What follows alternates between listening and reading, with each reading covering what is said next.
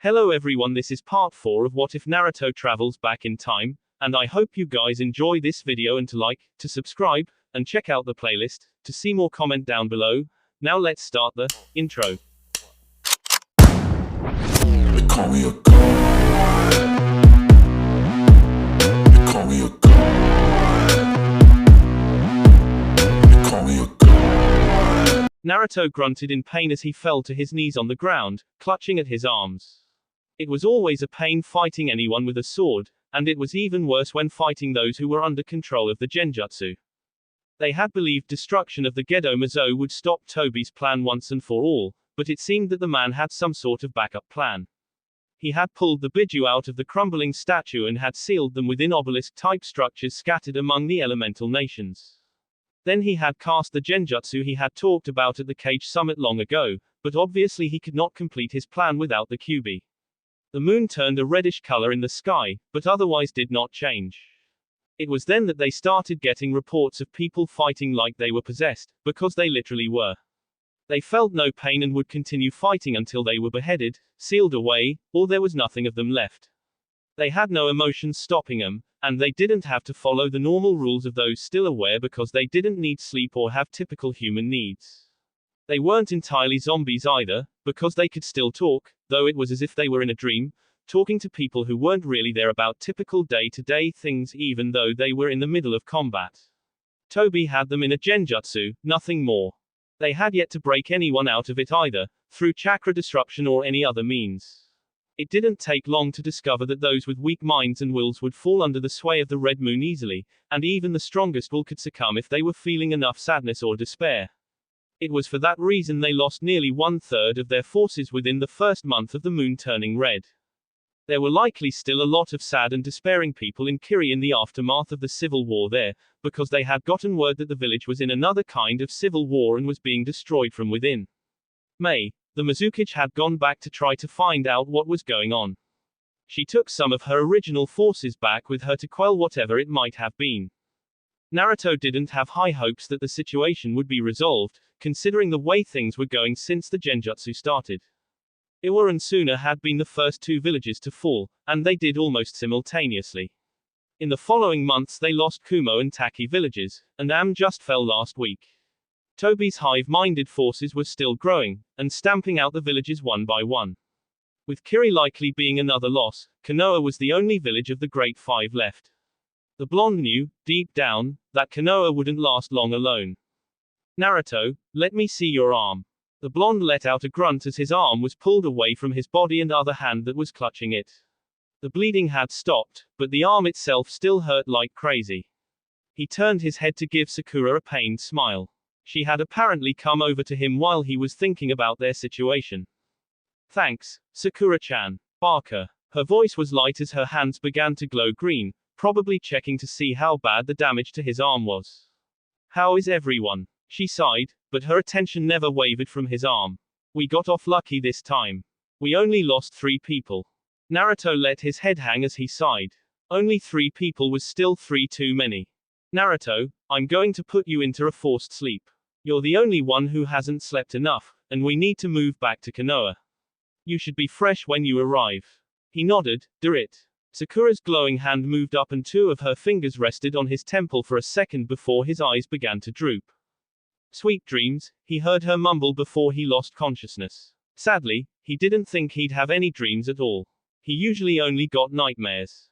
Naruto was woken from his slumber by a loud knocking on the door to his apartment. He had rented the place after making enough money from his missions over the last 2 months that he had been in the past. Things had been moving at a decent pace, though the war still hadn't happened yet. Trying to wake himself up as he scrambled for the door, there was yet another knock. He tried to shout that he was coming, but his mouth wasn't working properly yet and all that came out was a strangled noise before he coughed. The blonde opened the door to see a member of the Hokage's Anbu forces standing there. A woman, from her stature and build, with shoulder-length auburn hair. Her mask looked like it was supposed to resemble some sort of bird, but his mind was still in sleep mode so he didn't even bother trying to identify it. He had managed to recognize quite a few Anbu in the time he had been back, but this wasn't one that he could claim to remember. Uzumaki-sama, Hokage-sama requests your presence at your earliest convenience. Naruto covered his mouth, hiding a yawn before he nodded and gestured back into his apartment. All right. Tell him I'll be there as soon as I get dressed and grab something to drink. Hi. The moment the word left the ANBU's mouth, she vanished in a shunshin. As Naruto closed his door and returned to his room, he tried wrapping his head around being called Uzumaki-sama, as anyone giving him that kind of respect was still new.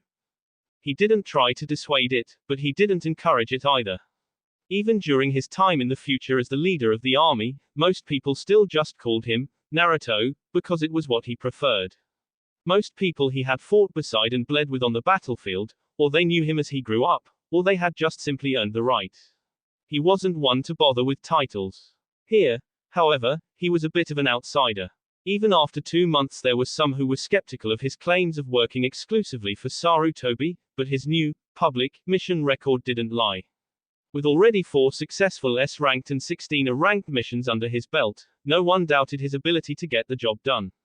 They just weren't comfortable with his random appearance. He didn't blame them, of course. Sarutobi's old teammates didn't trust him one bit either, until the two of them agreed that it would be best if those two knew Naruto was from the future.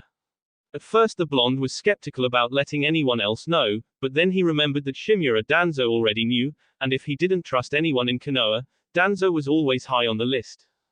However, the Danzo in the present had not fully become the Danzo that he heard the warnings about in the future yet. Most of that reason was probably because the man was still the current Anbu commander and route hadn't been formed yet, at least to the best of his knowledge. Once the two advisors, Homura and Koharu, learned of Naruto's status, they inquired about telling the Sannin who he really was. Originally they felt that the Densetsu no Sannin were both trustworthy and skilled enough to be brought in the loop. Opinion quickly changed, however, when Naruto told Hiruzen a few more things about Orochimaru. As a result, the Hokage felt it would be best if any explanations were taken care of after they confronted his troublesome student, and not before. Naruto looked into his refrigerator and grabbed some juice, quickly chugging it down as he mentally prepared himself for whatever the Hokage could want.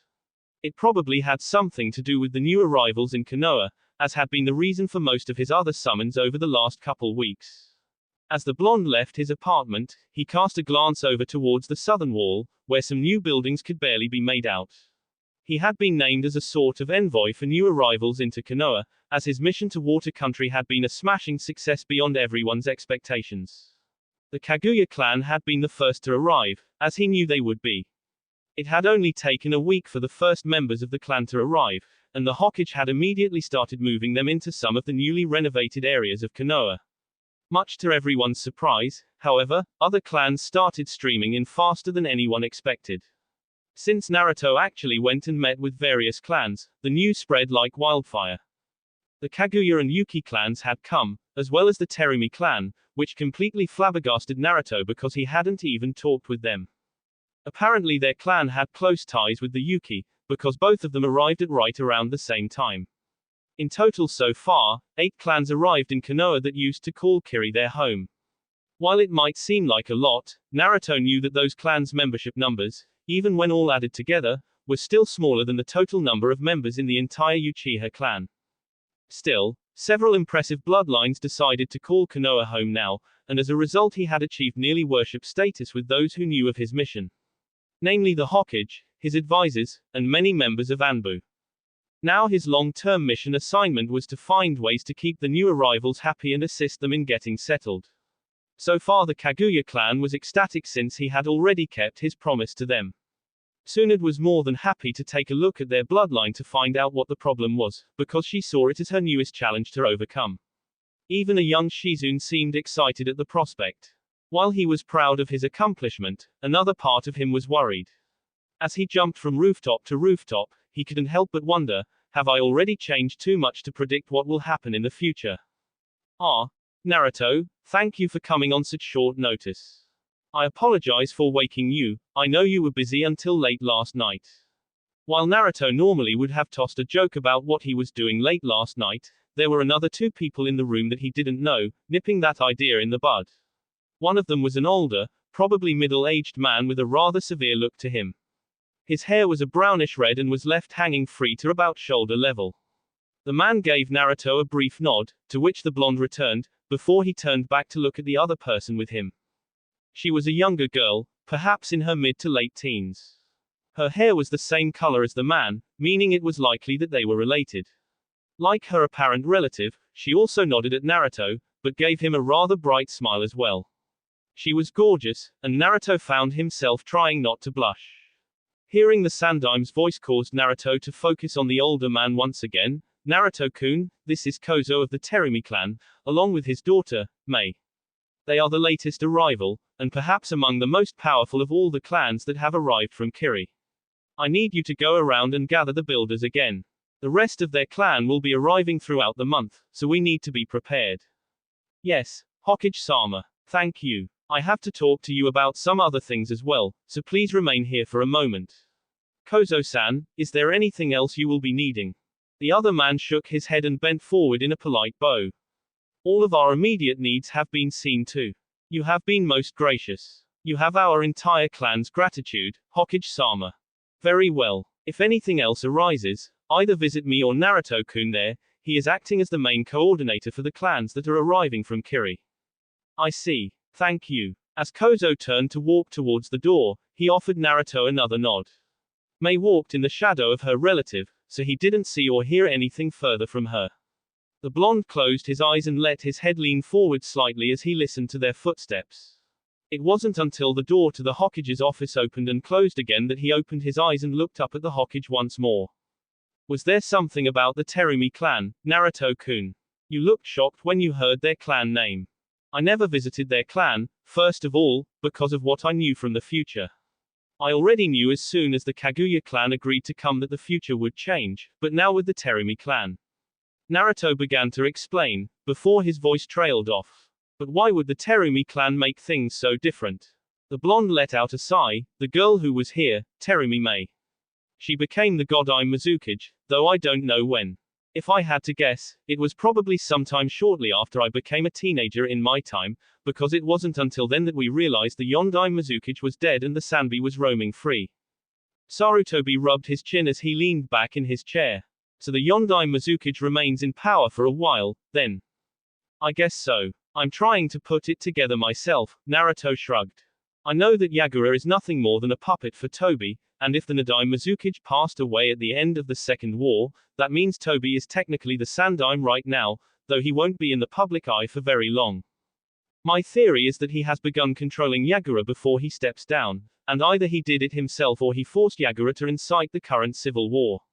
Now, however, Tobi attempts to remain in the shadows while Yagura becomes more visible. In the next few years he will likely fake his death and have Yagura take up the Yondaime spot. The blonde turned his gaze to look outside before he continued. Mei probably kills Yagura at some point, ending the civil war and becoming the Godai Mizukage. As to how she defeats one of my kind, well, she has 2 bloodlines, and an affinity for 3 elements. Yes, Kozo mentioned that. Normally the Terumi clan only has 1 bloodline, but somehow Mei ended up with a 3rd affinity and has 2 bloodline limits. She's only a novice with their abilities, from what he says. I'm not surprised, as someone with a newer bloodline would have to create their own new techniques anyway. Sarutobi spoke quietly, but his eyes betrayed his excitement of having someone in the village having a strong affinity for 3 elements. The only 2 I ever saw her use regularly were a lava attack, and another one that released a corrosive mist. That's probably all she really ever needed to use, now that I think about it. Hiruzen nodded, then waved at Naruto. I don't want to keep them waiting too long, you're dismissed. When you're done we can talk more about this and what it means for the future. Yes sir. Mikoto sighed as she pushed herself to sit up from her futon. After her strange, unintentional, eavesdropping session a few days ago at the hot spring, she just hadn't been able to sleep well. She saw his face, and the words kept running through her head over and over again. Beautiful girls, both attached. I know better. Even though she was 20 years old, part of her wanted to giggle like a schoolgirl. She had never been called beautiful before, at least not anywhere she was able to hear it said. Kushina always claimed she was jealous of her killer figure, but then again Kushina was really the only one that had ever seen her naked or close to it due to their hot springs visits. Other than that, her uniform was typically the only thing she ever wore, even on her dates with Fugaku. She let out an unladylike grunt as she moved up to her feet, deciding to go sit outside for a little while and enjoy the night air. Grabbing a robe from a nearby chair, she wrapped it around herself and then slid open the door to her room.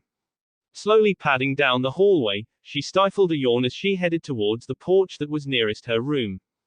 Why was this bugging her so much? It had been a couple days since she saw him last. Perhaps it was because she wanted to ask him if he really meant what he said. The young woman let out another sigh as she sat on one of the porches, leaning her back against the exterior wall of the house. The crisp night air wasn't what she considered cold at all, but it was still chilly enough to be strangely refreshing. Something wrong, little one? Mikoto began to crack a smile, but suppressed it and instead shot a mock glare at the man who had just walked around the corner and was heading her way. I'm not little anymore, father. We've been over this. Uchiha Kagami chuckled as he walked over to the bench with his slight limp. You'll always be my little one. Fine, just don't tell anyone else. Mikoto obediently moved towards the side of the bench, in order to give her father some room. He sat down slowly, keeping his legs stretched outward. He was injured at the end of the Second War. A rock had shattered his kneecap. It had been mostly repaired, and even Tsunade-sama had looked at it, claiming he should be happy that he could even still walk under his own power. So, what is bothering you? I noticed you have been rather distracted these past few days. Mikoto pursed her lips, not sure how much she wanted to explain. She was close with her father, or so she thought, but to talk with a man about it felt slightly embarrassing. At times like this, she wished her mother was still alive. I'm having second thoughts about the upcoming marriage. Oh. Mikoto didn't look at her father, but she could tell from the sound of his voice that he had turned to look at her. You've been engaged for nearly a year now. This is the first I've heard of any doubts. There is only a month until the wedding. I know, Mikoto ground out. Believe me, I know. I think about it every day. It's just that recently, some things have come up that have changed my opinions. I see. So you've found someone else then? Now Mikoto did turn to stare at her father in shock as he chuckled lightly. How did you? How did I know? Well, you've been talking about a unique young man who appeared out of nowhere a few months ago quite often. I don't even ask about him and usually you'll get a, Kushina said Naruto did this today, or a, you'll never believe what Naruto can do, when I ask you how your day was. How do you always manage to see right through me? Mikoto muttered. Kagami couldn't help but chuckle again. I would say it's another one of my Sharingan abilities, but we both know that's a lie. The simple answer would be that you're my daughter and I make a point to pay attention to what you say and do. I could go on extolling your virtues, but instead I'll settle with saying I'm proud of you and trust your judgment. If you want to call off the wedding because you want to pursue other ventures, do it. Mikoto's face morphed into shock, but what about the Elder Council? I thought they were pressuring for you to find me a husband since I was 15. If I called this off. Kagami held up a hand, and Mikoto's mouth snapped shut. The Elder Council is just that, a council of advisors who are past their prime and have nothing better to do than nag me. They can nag me all they want, but my daughter's happiness comes before theirs. If you don't believe you will be happy with Fugaku, then don't marry him. They will have to be mollified with the fact that you found someone else, and not someone that I chose for you. There is no law that says you have to choose someone from within the clan either. Kagami paused for barely a moment, though it may help if they agreed to take the Uchiha name, considering your position. Mikoto had to lift her hand to wipe the tears that were forming in the corners of her eyes. Thank you. I'll have to think on this some. Her father chuckled briefly, shaking his head. There is no need to thank me for something that should be automatic, but you're welcome all the same. There were several moments of comfortable silence between them, and Mikoto was enjoying listening to the crickets in their enclosed yard before her father spoke again, interrupting the silence. So, how is he? Father. Kagami barked out a few laughs before looking at his daughter. What? Considering the path our conversation has taken to get to this point, I can't be curious if he makes you happy. Mikoto tried to look at her father, but the blush on her face became so intense that she had to look away. His laughter at her expense wasn't helping either. There is nothing between myself and Uzumaki-san. Oh, Sonohei is Uzumaki-san. I see. Normally when you mention him he is just Naruto when we're talking. Tell me, you don't think about him just because of that mission where he saved you and your team, do you? No. Mikoto had quickly turned around again, though this time it was with a glare. Kagami nodded at her with a passive expression, then turned his own head to look out over the yard. Good. Because if it was, I'd tell you to find some other reason to like him. Mikoto nodded, but didn't reply. The silence stretched on again for over a minute before her father spoke up again. So what is it about Naruto that you like, which is different from every other man you've ever been around? Mikoto looked down at her hands which were in her lap, and let out a small sigh. Before she could say anything, however, her father spoke again. I realize I'm not your mother, and this may be uncomfortable for you, but I know from experience that sometimes you just have to say what you're thinking to someone. From what I know of your friend Kushina, she probably does all the talking while you just listen. You're right, Mikoto chuckled, her lips curved into a small smile. Naruto is just a refreshing change from what I'm used to dealing with. For someone with so much apparent power and authority, he doesn't lord it over others and actually acts his age, which is actually just a few months older than me. He's mysterious, but will answer any question I've ever asked him as long as it isn't classified. He's kind, but knows when discipline is needed. Minato respects and trusts him, which is unusual because Minato never gives his respect and trust easily. He gets personal briefings from Hokage-sama. He brought over all these clans from Kiri just through diplomacy alone. She said something else, but it was mumbled and Kagami didn't hear it. What was that last thing? Mikoto began to wring her hands together before she repeated herself, louder this time. I said, he called me beautiful. Well, you are. The young woman shook her head, but gave her father a smile. It's different coming from you. I know you'd call me beautiful even if I was incredibly ugly, because I'm your daughter. True. I figured. Mikoto giggled for a second. I heard him say it when he was standing up to Jiraiya-sensei, who was peeking in the female side of the onsen again.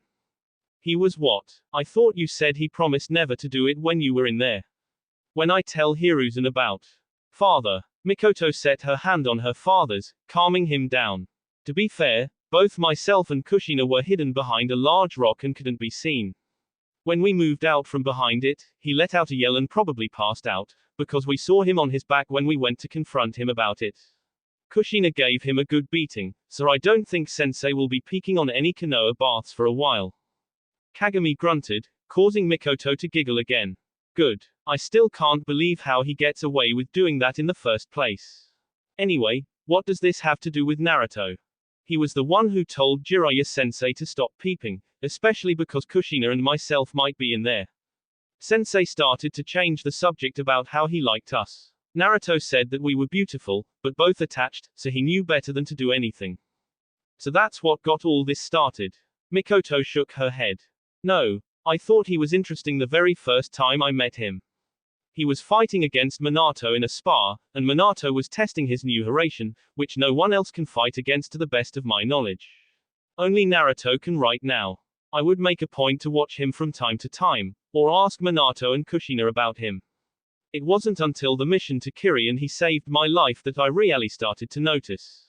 Ever since then, it's just continued growing. Now when I meet him I sometimes get lightheaded, or my heart starts beating a little faster. Mikoto moved her hand and placed it on her chest, over her heart. It's all new to me, because I've never had this happen with anyone else before. Not even Minato, and we've been friends since our Genin days. What is Kushina's opinion of Naruto?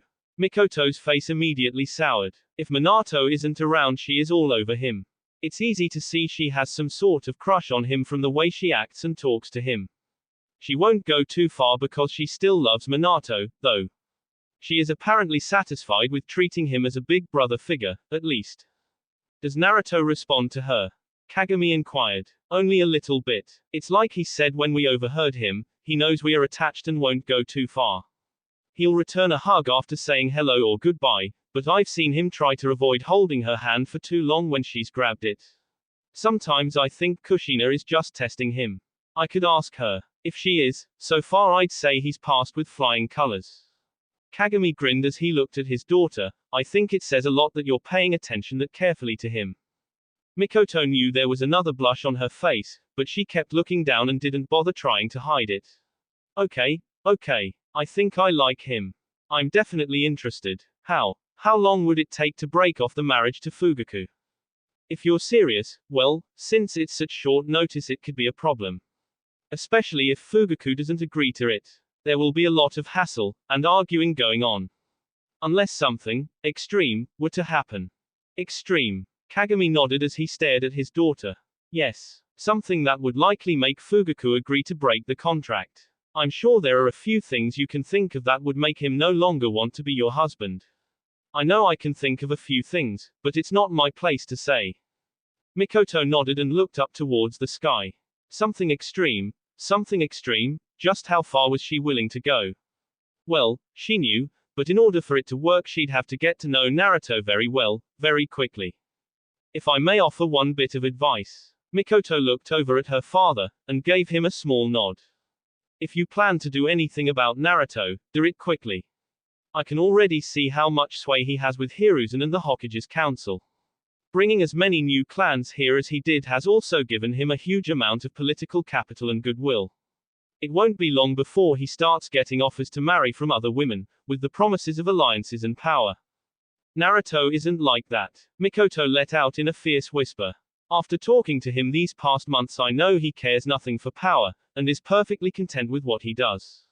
Kagami smiled, I agree. From what I've seen of him, he is exactly as you say. However, that doesn't stop other women from trying. Or who knows, tomorrow he could encounter a random civilian woman that worked a stall in the nearby grocery market and become completely enamored with her in minutes. Mikoto couldn't stop the sad smile that appeared on her face. Thinking about mother. Yes, I never heard the end of it from your grandfather. I had a contract, much like your own. I didn't know that. I never had a reason to tell you. I've always tried to let you do your own thing, which is what your mother wanted, as she didn't agree with the marriage contracts either. That is why I didn't agree to set you up with one until you actually asked me to.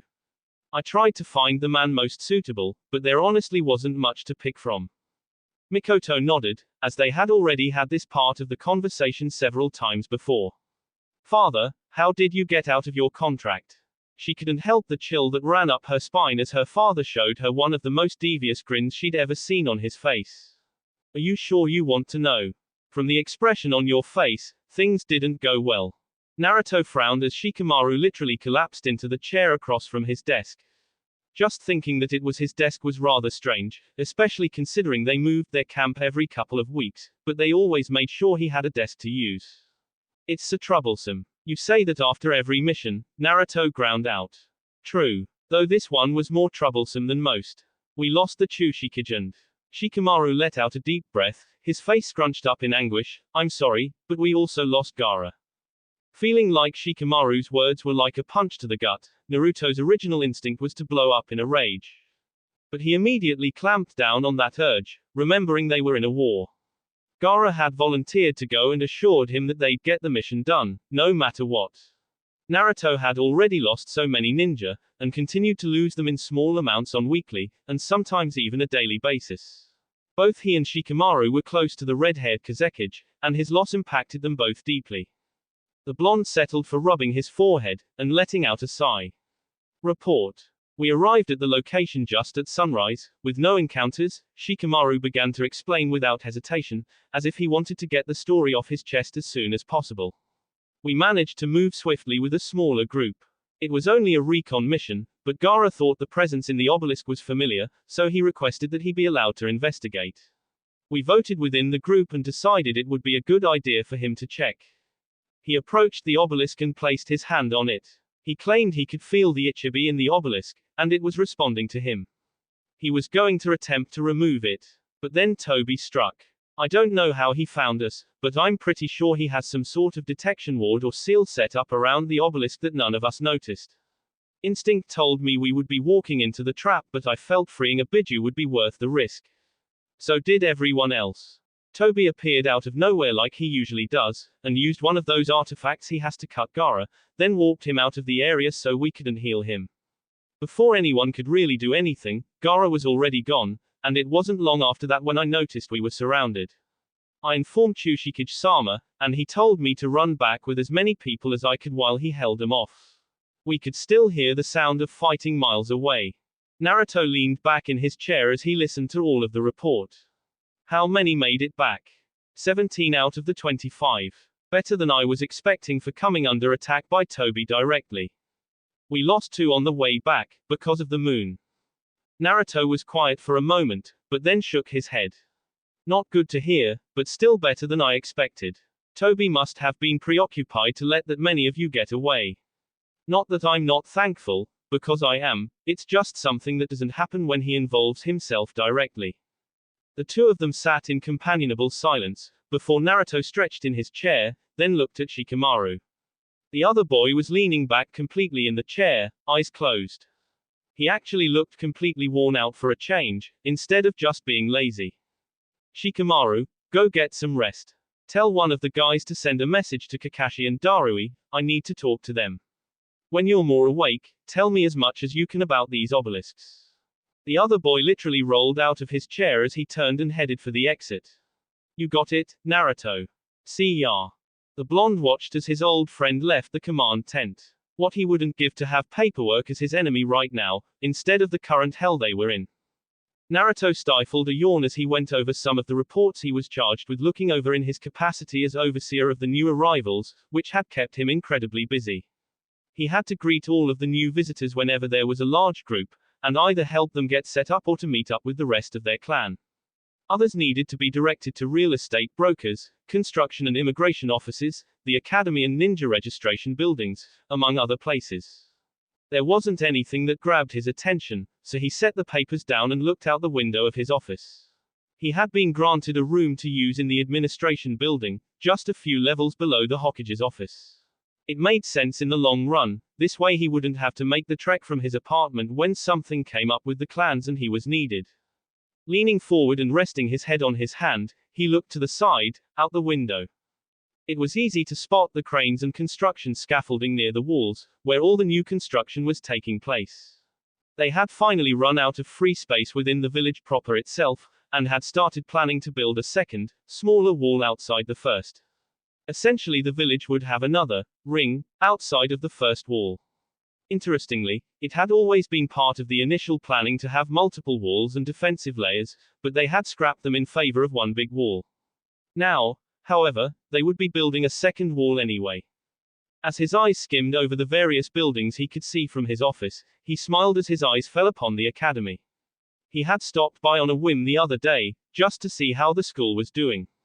He wasn't exactly trying to hide his presence, and as a result one of the teachers with an outdoor class had spotted him and called him over to do some demonstrations. Of course he was more happy to oblige. So what if his ulterior motive was to see who was currently in school right now? The first person he thought of was Iruka, but he was either in one of the earlier years classes or wasn't even in the academy yet, since the kids where he was seemed to be 11 or 12 and just about to graduate. Only slightly depressed at this realization, he quickly discovered that the only person he could recognize in the class in front of him was a very boisterous Sarutobi Asuma. He made plans in his mind to come back and explore the academy later, once he wasn't bogged down with work just to check and see who was where, mostly out of curiosity. Even though pretty much everyone he knew that was older than him grew up fine, there were a couple, special cases that he was interested in. A gentle knock on his door pulled him out of his musings. Yes. The door opened slowly, and Naruto was able to carefully mask his surprise as Uchiha Kagami entered the room. The blonde hopped up out of his chair to assist the older man, who hobbled along slightly thanks to his bad knee, but was waved off. I'm not that old, Naruto. Oh, sorry, I didn't know. Kagami chuckled as he moved towards one of the other unoccupied chairs in the room. It's fine. Just a nasty encounter with an Iwa nin during the second war that shattered my knee. Got a pretty good replacement thanks to Tsunade-sama, but I'll never go active duty again. The retired shinobi gestured towards one of the other chairs in the room. I'll just sit here, the walk was a little longer than I anticipated. Naruto nodded slowly as he closed the office door. You could have sent a message and I would have come to you, Kagami-san. Kagami grinned at the way the blonde caught himself, but shook his head. No, it's fine. I needed to chat with Hiruzen about a few things, but I also wanted to talk to you outside of the clan boundary. Too many ears there. Naruto was immediately placed on guard, and it must have shown in his posture because Kagami idly waved his hand in the air. Easy, Naruto. It's nothing serious, well, for me, at least, but I'd rather not have people gossiping. Just the fact that I was probably seen visiting you here will set gums flapping, but there is nothing that can be done about that. Alright. Naruto was somewhat reassured, but he still hated politics, and one thing he learned quickly was that Konoha was all about politics right now when they weren't at war. Some days, sadly, he might actually have preferred war. Not that he'd ever tell anyone. At least objectives were fairly obvious: beat up the bad guy and be the victor. Unfortunately, life in general was never so simple, especially when there was no visible bad guy. Kagami watched as the blonde moved back around his desk and slowly sat down. Leaning back in his chair, he scratched at his chin before looking the Uchiha patriarch in the eyes. So, what can I do for you, Kagami-san? I'll get right to the point. It's not so much for me as it is for my daughter, Mikoto. Mikoto-chan. What's wrong? One of Kagami's eyebrows arched upward. Mikoto-chan. Can't say I saw that one coming. Naruto faltered for a moment, blushing lightly as he registered just who it was that he was speaking with. Mikoto was a very good friend of his, and after a while it just became habit to show he was fond of her. He did it to nearly every female that was near his age. Most of them didn't care, and Mikoto didn't seem to have anything against it, either. I'm sorry, Kagami-san. I don't really mean anything by it, but I usually refer. It's fine, Naruto. Great, actually. Kagami held up his hand in a stopping gesture as Naruto began to ramble, effectively stopping the blonde from potentially embarrassing himself. You see, my daughter doesn't know that I'm here right now. She's currently wandering the Uchiha district with that other man, Fugaku. Naruto nodded slowly, not sure where this was going. Her fiancé, right? Yes, but not for much longer, I believe. Naruto tilted his head to the side, startled but also confused. But from what Mikoto-chan tells me, when she was younger she asked you to set up a, what did she call it? A contract, I think. You're against it now. Oh, I'm not against them. They can be useful to set boundaries, or when there is definite gain in prestige or power to both sides. My daughter never really wanted a contract, but she felt she needed one because for a long time she considered herself to be untouchable. As an only child and daughter of the head of the Uchiha clan, an attractive young woman, and a wild temper when she lets it out, thanks to the friends she has kept for many years, she is seen as a rather intimidating figure. Naruto felt his lips twitch upward slightly at the hint regarding his mother. Kagami must have noticed because he started smiling too. So you can see why a lot of boys her age would not be too interested in getting very close to her, both out of fear thanks to myself and Habanero-chan. So I matched her up as best I could, with a slightly older man who was still close enough to her age but yet also quite accomplished. Naruto distractedly scratched at the side of his head as he listened to Kagami, and could now only come to one conclusion: she doesn't want to get married to him, then. No, she doesn't. Kagami looked inordinately pleased at this for some reason. How long ago did she decide this? I thought she said they had been engaged for a while, and the wedding wasn't too far off. Kagami leaned back in his chair, stretching his leg out. I'm surprised she's told you this much. She's normally rather reserved with anyone other than myself, Minato, Taichi, and Kushina-chan. Naruto shrugged and turned his head to look out the window. Not long after the mission we went on together, she would randomly ask me to spar every now and again. It's been happening lately with increased frequency. When we take breaks, and I've asked her how she's doing, she just starts talking and letting everything out. I got the impression she just needed someone to vent it, and, let's just say I'm a lot better at listening than I used to be when I was younger. I understand, and I appreciate that you listened to her. Kagami leaned back in the chair, pressing his fingertips together in front of his chest. Taichi always seems to be on assignment, Minato is always working on his new techniques, and Kushina-chan, well, as much as I love the girl as if she was my own daughter, she is a bit of a motormouth. I doubt Mikoto could ever really get a word in. Closing his eyes and chuckling, Naruto nodded. He could definitely see that being the case. So, are you trying to tell me that you need something done with Fugaku? While he wasn't really looking forward to doing anything harmful to Sasuke's father, perhaps he could get the man to lighten up a bit. Mikoto's stories about him definitely didn't paint a pretty picture. Personally, I have nothing at all against the young man, Kagami shrugged, but even I can see he isn't the right fit for my daughter. For leading a clan, he would be fine, but I don't see him being successful as a husband, or even a father. He's too devoted to work and is a little too stubborn. Naruto's mind immediately snapped to Itachi and Sasuke, and barely managed to squelch a derisive snort. Thinking about Itachi also made him recall the attempted coup that Fugaku would spearhead someday, and that alone left what felt like a lump of ice in his gut. But now Mikoto has found someone else that has sparked her interest, and she's serious enough about it that she wants to break off her current engagement.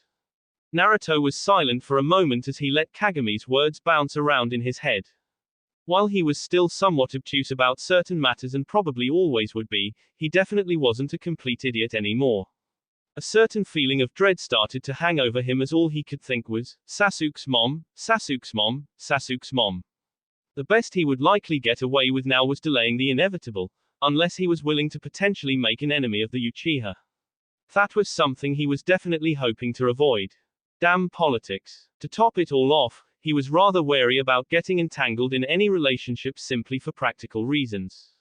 Firstly, he would have to tell whoever he was to get involved with that he was from quite a few years in the future. Any relationship he got into would potentially stop one that set of a chain of events that led to something he could know how to fix. Getting involved with someone like Mikoto would change a huge series of events. The Itachi he briefly knew and the Sasuke he was a rival and teammate of would never exist. Ever. The thought process that continued from that point was staggering. No, Itachi meant that the Uchiha massacre would never happen, or it would be someone else that did it. But one of his objectives, to save the Uchiha clan, would be easily accomplished this way. Who better to confront a madman with a fully evolved Sharingan than with a clan full of the potential to do the same, even when considering the risks?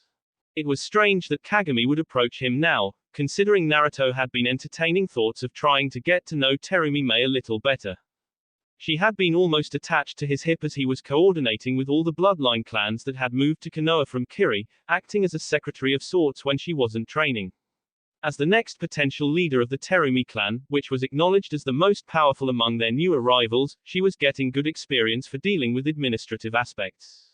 What Naruto found odd was that she was rather shy unless someone addressed her first. He had thought perhaps he could ask her out to get her to open up a little, but was mildly surprised to find that she already had a boyfriend. He didn't want to pry, but the kiss they shared definitely wasn't one done between family. He felt some disappointment, of course, as he got to know May a little from his future, very well in one painfully brief encounter, and had considered getting to know her now, earlier in her life. That had gotten shot down before it could really even get started. Now that he thought about it, the few times Mikoto had come looking for him and May was still around, the Uchiha had been rougher and more aggressive than usual in their sparring sessions. It was becoming clearer and clearer. Leaning back in his chair and trying to unsuccessfully find a comfortable position, he took a deep breath and pinched the bridge of his nose. Let me guess. I'm the someone else she found. You don't sound pleased. Kagami's voice had a dangerous edge to it, but Naruto simply shook his head and sighed. It's not that. I'm flattered, honestly. She's one of the strongest kunoichi that Konoha has, is the heir to one of the strongest clans in the village, and, yes, I think she's beautiful. But it's dangerous as hell for me to get involved. Naruto opened his eyes to look at the current leader of the clan who was sitting across from him, only slightly surprised to see something that could pass as respect on the man's features.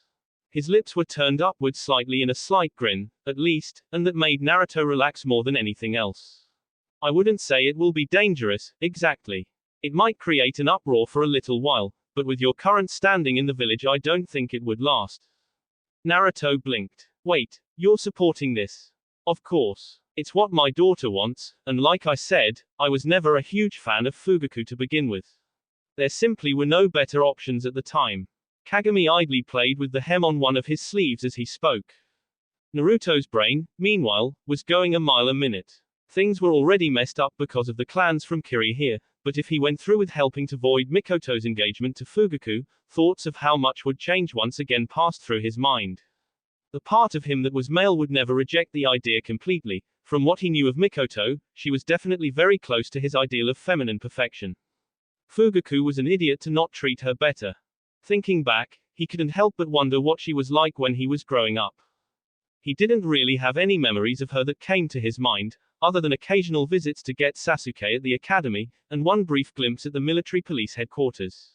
But he couldn't remember anything more than that, and Sasuke never told him more than her name. He always had a rather glorified view of what parents were because he never had any of his own, but if this was what it was really like before Sasuke and Itachi were born. Naruto. The blonde immediately sat up straight, quickly apologizing, sorry. I just let my mind wander. About Mikoto. There might have been a teasing tone to Kagami's voice, but Naruto didn't know the man well enough to be sure. Sort of. Just thinking about what I knew of her from our spars and occasional chats. It's not much, I'm afraid. Well, you've only been public knowledge for about 2 months, so I wouldn't expect you to know her life story. But you'll have some time to get to know her soon.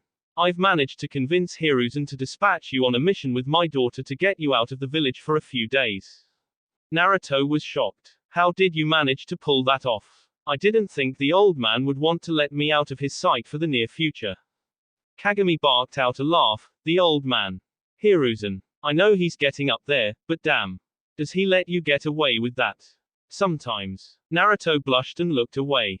I've known him for so long, he's like the closest thing I have to a dad, so I just call him the old man. It wasn't a complete truth, but it was close enough. As the Uchiha's chuckles settled down, he reached into his robes and pulled out a sealed scroll, then tossed it to Naruto, who caught it in one hand. It should be simple for one person, and a walk in the park for 2 of you. It's a rank, but we probably could have given it to a veteran Chunin squad. A group of militia from Valley Country deserted their posts, and our hunter squads have picked up rumors of them hiding out along our southern border with River. Scour the area and if you find them, wipe them out. They don't know anything of importance, but they need to be made an example of to discourage further desertions. This was likely a fluke, but they don't want to risk it. Naruto nodded as he opened the scroll and read the details. It was minimum pay for an A rank, but he wasn't exactly hurting for money, so he didn't care too much. The mission itself likely would be as easy as Kagami claimed. He could probably have finished it himself within 2 or 3 days. The 6-day window they allowed seemed a little much. But then they probably were expecting a veteran Chunin squad, and not a capable Jonin, well, him. Rolling the scroll back up, he placed it on his desk and hummed for a moment. Just out of curiosity, why can't you just break the engagement off? Mainly because it's too late to do it that way. Kagami shrugged as he moved on his chair, likely trying to find another comfortable position. Had it been only a couple of months after the original engagement, Fugaku likely would have been fine with it. But now that they have been seeing each other for such a long time, he sees it as an insult. Believe me, I already tried it through the proper channels, and even went to appeal to him directly with Mikoto at my side. With only a month until the wedding though, he's within his rights to refuse. Why do both have to agree? Aren't there ways to break contracts, even if there are penalties? Kagami nodded, yes, but in this case all contract breakers were meant to be agreements. There is no way a contract break will be acknowledged by any Uchiha if only one side wants to break it.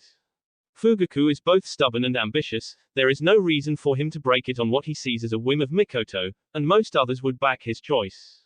Of course, like any contract, there are emergency clauses that can go into effect when certain criterion are met, such as death, sickness. He waved his hand in the air in a rotating motion as if to signify that the list of bad things went on, but stopped and focused his eyes on Naruto for his last word. Infidelity. Naruto's jaw went slack for a moment, before his head promptly fell forward and his forehead hit his desktop with a resounding thump. Now, it's likely not the way you're thinking, and I'm using a very loose interpretation of the word. A simple kiss will break it off. Huh. How is that possible? The blonde's head lifted as he asked his question, staring at Kagami as if he was a madman. It's part of the way the contract seal works. As long as both of their chakra states are unchanged from the moment the contract is sealed, it will remain in effect. So Mikoto and Fugaku have both gone nearly a year without doing anything with a member of the opposite sex. As far as I know, Mikoto has never done anything, ever. However, I haven't asked her either. It isn't my business. Her mother would have killed me.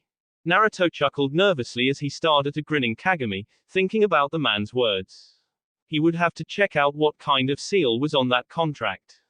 Was it self-updating? How was that possible? I still don't see how it's possible to have a seal update itself, based on external stimulus, unless. One of Kagami's eyebrows twitched upwards, so you know some things about sealing.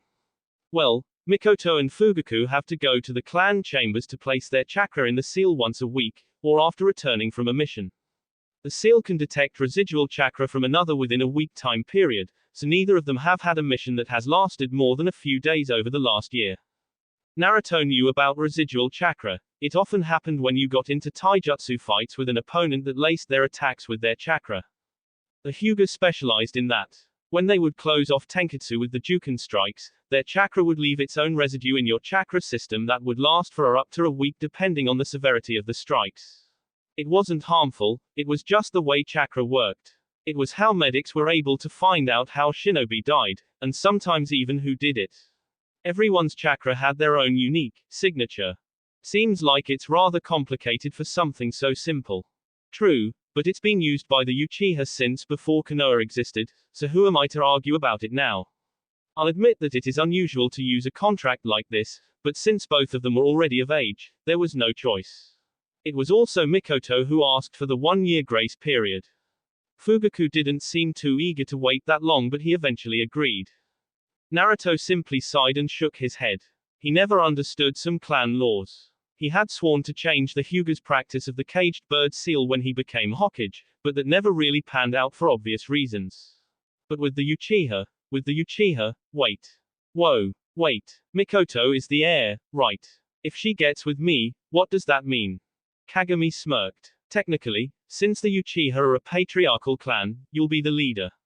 Of course there will be elder advisors and but I wasn't born an Uchiha. I don't have the Sharingan. I'm an Uzumaki, and as distant relatives of the Senju I don't think that will go over very well.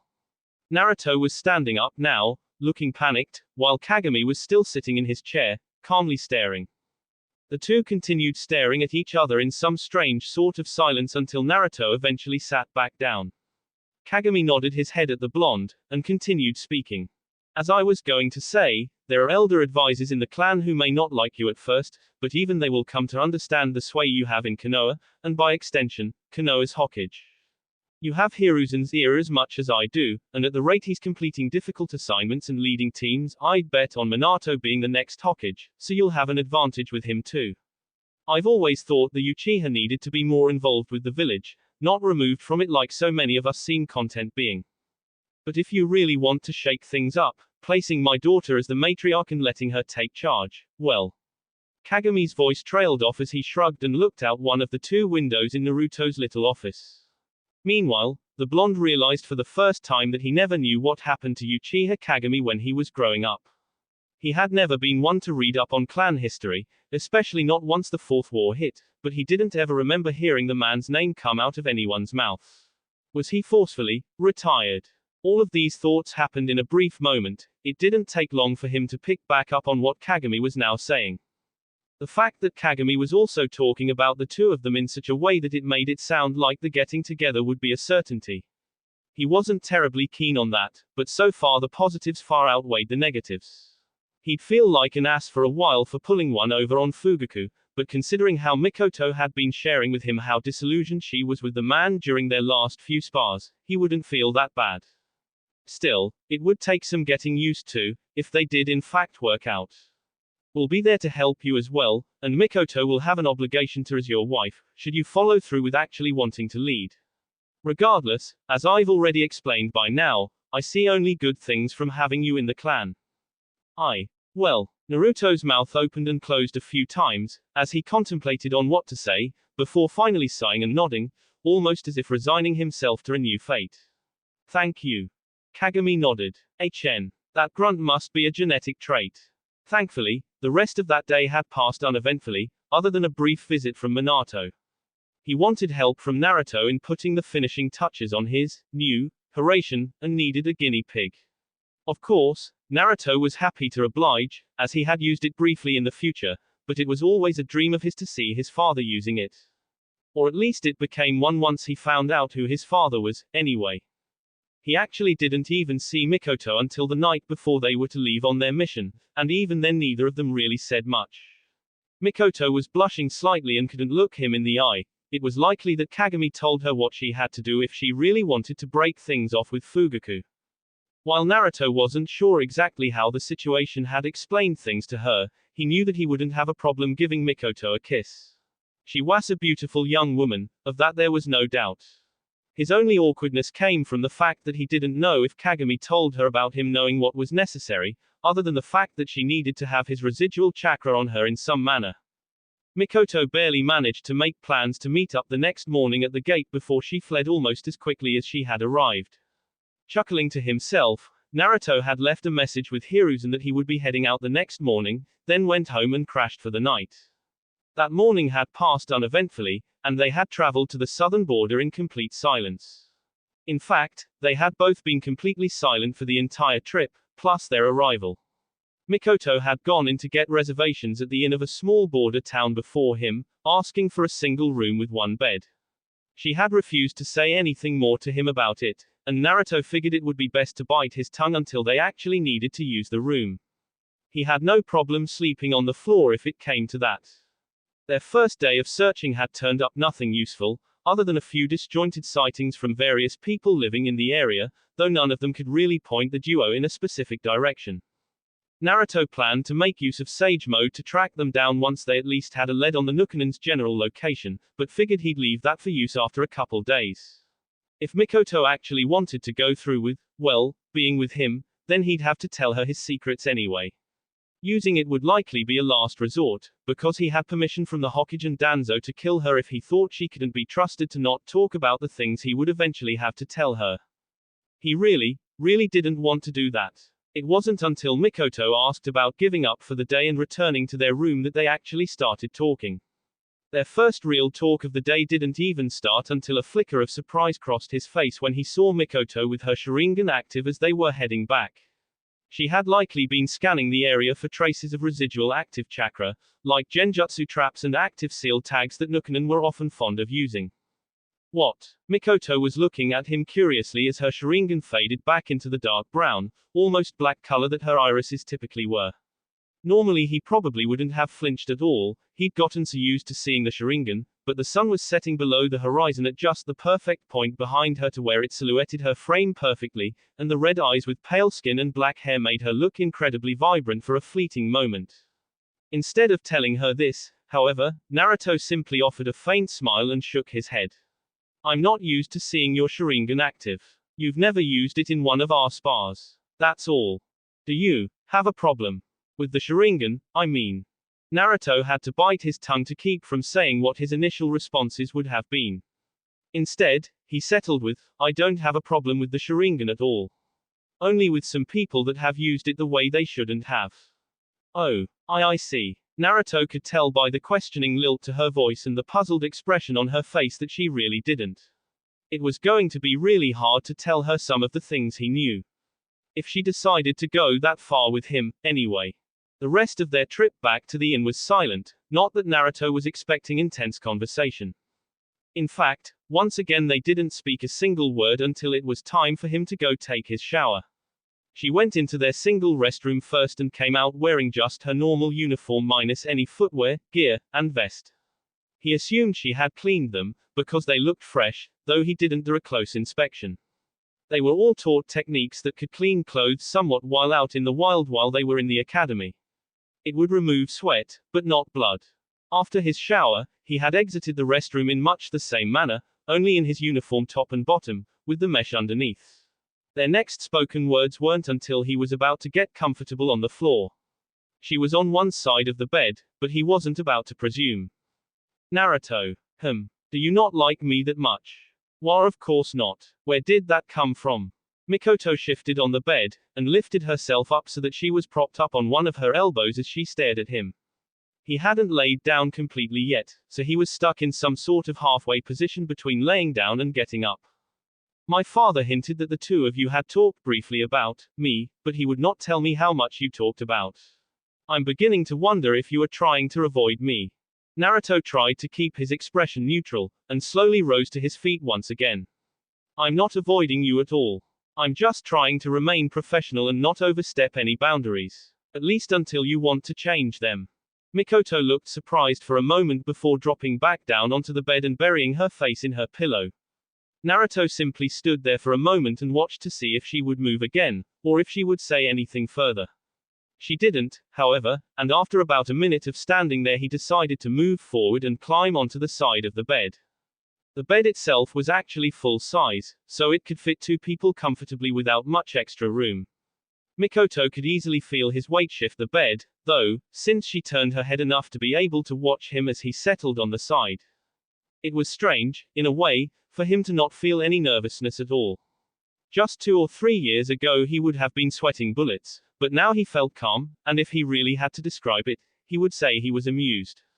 That was mostly because of how Mikoto was acting, though if she had no legitimate experience with men he could understand completely.